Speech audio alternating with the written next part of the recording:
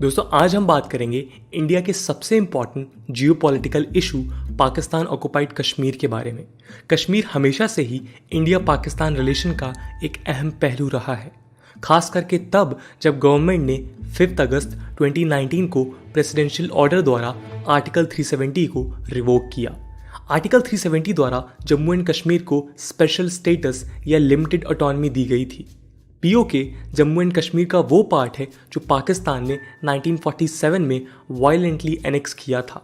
तब से इस एरिया को इंडिया द्वारा पीओके यानी पाकिस्तान ऑक्युपाइड कश्मीर कहा जाता है। 2.22 लाख स्क्वायर किलोमीटर में फैले जम्मू एंड कश्मीर पर 30% यानी 78,104 स्क्वायर किलोमीटर पाकिस्तान के अंडर है। 10% एरियाज यानी 37,555 स्क्वायर किलोमीटर चाइना के अंडर है और 60% एरिया इंडिया के अंडर है। आइए आज हम इस वीडियो के माध्यम से पीओके इशू के हिस्ट्री पर नज़र डालते हैं और जानते हैं कि इंडिया का इस पर स्टैंड क्या है और क्यों इंडिया पीओके को वापस नहीं ले पाया। इसी के साथ हम ये भी जानेंगे कि क्या इंडिया पीओके को एनेक्स कर सकता है। हम इसके इम्प्लीकेशंस और इंडिया के पास अवेलेबल ऑप्शंस की भी बात करेंगे। पाकिस्तान ऑक्युपाइड कश्मीर एक ऑटोनमस टेरिटरी है जिसे पाकिस्तान ने 2 पार्ट्स में डिवाइड किया है। पहला है पाकिस्तान कंट्रोल्ड कश्मीर और दूसरा है गिलगिट बाल्टिस्तान। दोनों ही रीजन्स इंडिया के जम्मू एंड कश्मीर के एक्सटेंशंस हैं। पाकिस्तान कंट्रोल्ड कश्मीर 10 डिस्ट्रिक्ट्स में डिवाइडेड है। मुजफ्फराबाद इस रीजन का कैपिटल है जो झेलम रिवर की ट्रिब्यूटरी नीलम, जिसे इंडिया में किशनगंगा कहा जाता है, पर स्थित है। वहीं गिलगिट बाल्टिस्तान लगभग 65,000 स्क्वायर किलोमीटर में फैला है और पाकिस्तान कंट्रोल कश्मीर से 5 टाइम्स बड़ा है। गिलगिट बाल्टिस्तान फिलहाल 3 एडमिनिस्ट्रेटिव डिवीजन्स और 10 डिस्ट्रिक्ट्स में डिवाइडेड है। यहाँ पर 50 से ज़्यादा 7,000 मीटर एंड अबव वाले माउंटेन पीक्स हैं और वर्ल्ड के 3 longest glaciers outside polar regions पाए जाते हैं। 1947 में इंडिया के पार्टीशन के दौरान ब्रिटिश गवर्नमेंट ने अपनी पैरामाउंटेंसी अबेंडन की। प्रिंसली स्टेट्स को 3 ऑप्शन दिए गए, इंडिया या पाकिस्तान ज्वाइन करें या फिर इंडिपेंडेंट रहे। जम्मू एंड कश्मीर के रूलर और वहाँ की पॉपुलेशन के बीच और जम्मू एंड कश्मीर का एक्सेशन कहाँ होना चाहिए, इस पर काफ़ी कॉन्फ्लिक्ट्स थे और कौन कहाँ जाना चाहता है इसको लेकर भी काफ़ी विवाद थे। कुछ हिस्टोरियंस के अनुसार महाराजा हरि सिंह ने पीजेंट्स पर प्यूनिटिव टैक्सेस इम्पोज करना शुरू किया था। इस टैक्स के खिलाफ लोकल रिवॉल्ट हुआ पर एडमिनिस्ट्रेशन ने उसे ब्रूटली सप्रेस किया। एडमिनिस्ट्रेशन के हाई हैंडेडनेस के कारण पूंछ में, जो वेस्ट पंजाब के रावलपिंडी डिवीजन को बॉर्डर करता है, वहां अपराइजिंग शुरू हो गई। उन्होंने ऑलमोस्ट पूरा डिस्ट्रिक्ट कंट्रोल कर लिया और अक्टूबर 3, 1947 को रावलपिंडी में प्रोविजनल गवर्नमेंट स्टैब्लिश किया। अक्टूबर 21 को एक अहम घटना घटी। नॉर्थ वेस्ट फ्रंटियर प्रोविंस के पाश्तून ट्राइब्स पाकिस्तान के सपोर्ट से जम्मू एंड कश्मीर को एनेक्स करने के लिए घुसे। उन्होंने मुजफ्फराबाद और बारामूला को कैप्चर किया, जो श्रीनगर से सिर्फ 32 किलोमीटर पर था। अक्टूबर 24 को महाराजा ने उस वक्त के होम मिनिस्टर सरदार वल्लभ भाई पटेल से मिलिट्री असिस्टेंस मांगी। पटेल ने रिस्पॉन्ड करते हुए कहा कि इंडिया उनकी मदद नहीं कर सकता जब तक वो इंडिया में एक्सीड नहीं करते। अक्टूबर 26 को महाराजा हरि सिंह ने इंस्ट्रूमेंट ऑफ एक्सेशन साइन कर दिया और जम्मू एंड कश्मीर को ऑफिशियली इंडिया में एक्सीड कर दिया। इंडिया को डिफेंस, एक्सटर्नल अफेयर्स और कम्युनिकेशन हैंडओवर किया गया। इंडिया ने इमीडिएटली ट्रूप्स श्रीनगर भेजी और इंडिया पाकिस्तान में जंग छिड़ गई और इंडियन फोर्सेस ने पाकिस्तानी सपोर्टेड फोर्सेस को बैकफुट पर ला दिया। 1 जनवरी 1948 को Indian prime minister Jawaharlal Nehru ने जम्मू एंड कश्मीर इशू को यूनाइटेड स्टेट्स में रेस किया। अप्रैल 1948 में यूनाइटेड नेशंस ने रेजोल्यूशन 47 पास किया। इस रेजोल्यूशन द्वारा पाकिस्तानी ट्रूप्स को जम्मू एंड कश्मीर से विड्रॉ करने के लिए कहा गया। सब्सिक्वेंटली इंडिया को मिनिमम ट्रूप्स का आदेश दिया गया और विड्रॉ के बाद प्लेबिसाइट होल्ड करने के लिए कहा गया। आपको बता दें कि प्लेबिसाइट उस प्रक्रिया को कहा जाता है जहां वोट्स के जरिए लोगों का किसी इंपॉर्टेंट चीज़ पर ओपिनियन लिया जाता है, लेकिन पाकिस्तान के नॉन विड्रॉल के कारण प्लेबिसाइट कभी हुआ ही नहीं। फाइनली 1949 में कराची एग्रीमेंट द्वारा सीज फायर लाइन स्टैब्लिश हुआ और दोनों साइड्स ने अपना एग्जिस्टिंग पोजीशन मेंटेन किया, जो रफली modern day line of control से मैच करता है। कुछ सालों बाद 1963 में सिनो पाकिस्तान एग्रीमेंट के तहत पाकिस्तान ने 5000 स्क्वायर किलोमीटर के ट्रांस काराकोरम ट्रैक्ट या शाशगम ट्रैक्ट को चाइना को गिफ्ट किया। गिलगित बाल्टिस्तान के नॉर्थ वेस्ट में लोकेटेड शाशगम अब चाइना के शिनजियांग उइगुर ऑटोनॉमस रीजन का पार्ट बन गया है।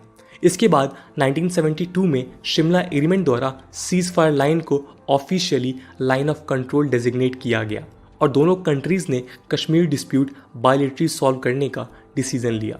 फरवरी 22, 1994 को इंडियन पार्लियामेंट ने एक रेजोल्यूशन पास किया। State of Jammu and Kashmir has been, is and shall be an integral part of India. इसी के साथ इंडिया ने डिमांड किया कि Pakistan illegally occupied territories vacate कर दे। सितंबर 26, 2020 को यूएन जनरल असेंबली में इंडिया ने यही स्टैंड रिट्रेट किया और अपना फिजिकल ज्यूरिसडिक्शन एक्सटेंड करने की बात की। लेकिन रिसेंटली पाकिस्तान ने गिलगित बाल्टिस्तान को प्रोविजनल 5th प्रोविंस डिक्लेयर किया। ये यूएन रेजोल्यूशंस कराची एग्रीमेंट और शिमला एग्रीमेंट दोनों को वायलेट करता है।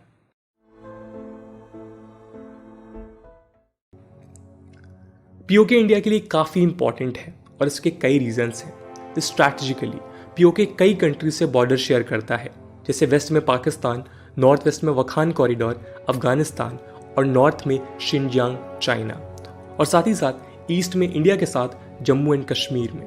Geographically PoK fresh water resources और नेचुरल रिसोर्सेज से अबेंडेंट है। हाइड्रो इलेक्ट्रिक पोटेंशियल के साथ मीरपुर और मुजफ्फराबाद में गोल्ड, कोल, चौक, ग्रेफाइट, बॉक्साइट अवेलेबल है। जियोपॉलिटिकल इंपॉर्टेंस की बात करें तो चाइना ने $50 बिलियन इन्वेस्ट करके China Pakistan economic corridor establish किया है, जो पीओके से पास होता है, और ये इंडिया के सोवर्निटी पर मेजर थ्रेट है। इसी के साथ गिलगिट वाया अफगानिस्तान इंडिया के लिए गेटवे टू सेंट्रल एशिया और इंटरनेशनल नॉर्थ साउथ कॉरिडोर का इंपॉर्टेंट लिंक बन सकता है। इंडिया के कंसंट्रेटेड एफर्ट्स के बावजूद हम पीओके को कैप्चर नहीं कर पाए हैं। इसके कई रीजंस हैं। पीओके के माउंटेनियस टेरेन के कारण उसे एक्सेस करना डिफिकल्ट है। वहीं पाकिस्तानी टेरिटरीज लेस एलिवेशन पर होने के कारण इसे ईजिली एक्सेस कर सकते हैं। इंडिया की प्राचीन काल से नो फर्स्ट अटैक पॉलिसी रही है और हर एक सरकार उस पर कायम रही है। बट हाँ, अगर पाकिस्तान कोई वॉर फ्रंट खोलता है तो फिर एक अच्छा मौका बन सकता है इंडिया के लिए पीओके वापस लेने का। पीओके में कई जिहादिस्ट और extremist factions anti India sentiments और प्रो पाकिस्तान सेंटीमेंट्स रखते हैं। इसके अलावा यहाँ की एथनिकली नॉन कश्मीरी पॉपुलेशन अपने आप को कश्मीर से रिलेट नहीं कर पाती। इस कारण इंडिया के लिए इतने सालों बाद इनका सपोर्ट स्टैब्लिश करना भी टफ हो सकता है। अगला रीजन है चाइना का one belt and one road initiative और सीपीईसी इनिशिएटिव। अगर इंडिया पीओके में इंट्रूड करता है तो हमें चाइनीज एग्रेशन का सामना भी करना पड़ सकता है। फाइनली पाकिस्तान, इंडिया और चाइना तीनों न्यूक्लियर पावर्ड कंट्रीज हैं। Nuclear threat initiative NTI security index report के अनुसार पाकिस्तान के पास लगभग 280 kgs का weapon grade plutonium stock pile है। न्यूक्लियर रिटेलिएशन और पॉसिबल वॉर दुनिया भर के लिए एक हेडेक हो सकता है और इस पूरे रीजन के पीस को हिंडर कर सकता है। इसलिए भी पीओके को मिलिटरीली कैप्चर करना एक मेजर चैलेंज रहा है। न्यूक्लियर वेपन्स के इमरजेंस ने दुनिया भर के देशों को किसी भी तरह के वॉर में एंगेज होने से सेटर किया है। फॉर एग्जाम्पल, चाइना ताइवान को अपनी टेरिटरी मानता है, लेकिन यूएसए के ताइवान को सपोर्ट की वजह से उसने आज तक इसे मिलिटरीली कैप्चर करने के प्लान को बैक बर्नर में रखा है। इंडिया को अपना स्टैंड मजबूत करने के लिए कई इंपॉर्टेंट स्टेप्स लेने होंगे।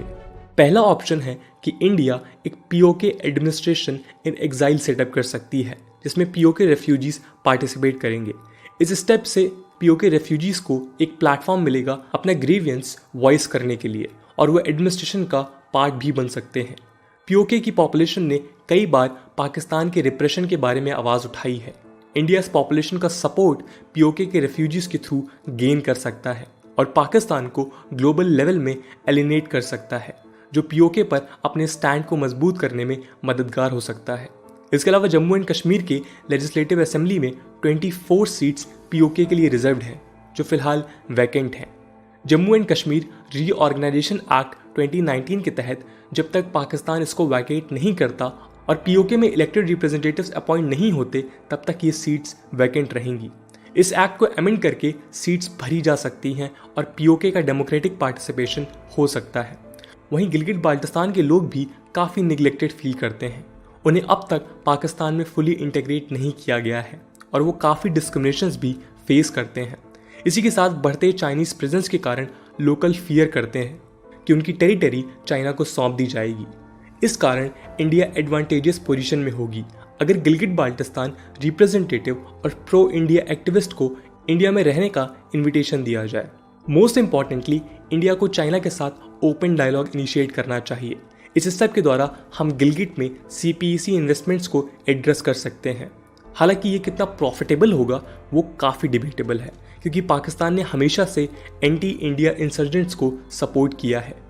इसके अलावा अफगानिस्तान तालिबानी इंसर्जेंसी के कारण पॉलिटिकली अनस्टेबल है। USA के विड्रॉल के बाद अगर अफगानिस्तान में एक प्रो इंडिया गवर्नमेंट पावर में आती है तो इंडिया को काफ़ी बेनिफिट्स हो सकते हैं। अगर इंडिया अफगानिस्तान को मिलिट्री सपोर्ट एक्सटेंड करता है तो पीओके को कैप्चर करने में भी आसानी होगी। फाइनली, ग्लोबल सपोर्ट इंडिया के सभी मूव्स के लिए इम्पॉर्टेंट है। अगर हम अफगानिस्तान में USA की मदद करें तो USA अफगानिस्तान से क्विकली विड्रॉ कर सकता है और उन्हें इंडिया के रूप में एक रीजनल पावर मिल जाएगा।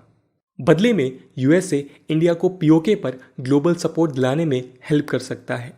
चाइना पाक नेक्सस के अगेंस्ट इंडिया ऑलरेडी USA के साथ क्वाड में इंगेज कर रहा है। क्वाड के साथ इंप्रूविंग रिलेशंस को भी इंडिया ग्लोबल लेवल पर लेवरेज कर सकता है। 78,000 स्क्वायर किलोमीटर के इस पार्ट को इंडिया अगर मेयरली एक्वायर करता है तो ये गारंटी नहीं है कि लास्टिंग पीस इंश्योर होगा। इंडिया ऑलमोस्ट 35% बजट डिफेंस पर स्पेंड करता है, जिसका majority share Jammu and Kashmir में जाता है। ये डिफेंस बजट कश्मीर इंसर्जेंट्स और पाक सपोर्टेड टेररिस्ट को काउंटर करने के लिए होता है। अगर हम पीओके को मिलिटरीली एक्वायर करेंगे तो इसका इकोनॉमिक कॉस्ट बढ़ सकता है, क्योंकि इंसर्जेंसी एक मेजर प्रॉब्लम है जिसको एड्रेस करना ज़रूरी है। इस मिलिट्री एक्विजिशन से नेशनल रिसोर्सेज डाइवर्ट हो सकते हैं, जिसका direct impact rest of India के डेवलपमेंटल एक्टिविटीज़ पर पड़ेगा। फाइनली, आर्टिकल 370 के रिवोकेशन के बाद ये बेटर होगा कि इंडिया पहले जम्मू एंड कश्मीर को स्टेबलाइज और डेवलप करे।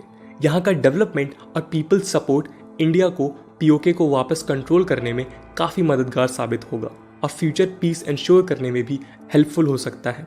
इन टोटलिटी, सभी रीजनल पार्टीज और स्टेक होल्डर्स को एक्टिवली डिसीजन मेकिंग में इन्वॉल्व करके भी हम पीओके पर एक यूनाइटेड नेशनल स्टैंड ले सकते हैं। दोस्तों, आपका क्या ओपिनियन है? इन बताए गए मेथड्स के अलावा और ऐसे कौन से स्टेप्स हैं जो हमें मदद कर सकते हैं पीओके को वापस पाने में? और यहाँ पे जो भी पॉइंट्स हमारे द्वारा मेंशन हैं उसमें क्या क्या डिबेट के पॉइंट्स उठ सकते हैं, कमेंट सेक्शन में बताना मत भूलिए।